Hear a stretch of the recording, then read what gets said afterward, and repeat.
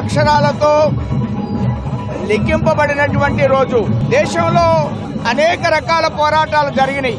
స్వతంత్ర పోరాటం జరిగింది, కానీ శ్రీరామచంద్రుడి గురించి పెద్ద ఎత్తున ప్రజా పోరాటం సాగి ఈరోజు దేశవ్యాప్తంగా ప్రజలు స్వచ్ఛందంగా పార్టీలకు అతీతంగా ఈ కార్యక్రమాన్ని నిర్వర్తిస్తున్నారు.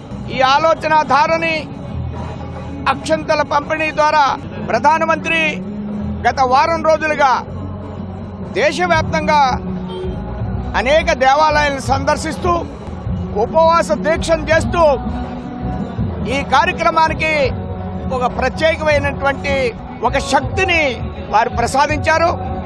ప్రజలందరూ కూడా ఈవేళ రాజకీయాలకు ఏ విధంగా సంబంధం లేదు, భారతీయ జనతా పార్టీ దీంట్లో పాత్ర పోషించడం కాదు, దేశ ప్రజలందరూ కూడా పాత్ర పోషిస్తున్నారు. ఆ పైన ఎంపీ అలానే అనేక ప్రాంతాల్లో నగరంలో ఎక్కడికక్కడ స్వచ్ఛందంగా వాళ్ళగా ఈ కార్యక్రమాన్ని నిర్వర్తించడం నిజంగా భారతీయ జనతా పార్టీ కార్యకర్తగా నేను ఎంతో ఆనందాన్ని వ్యక్తం చేస్తున్నాను.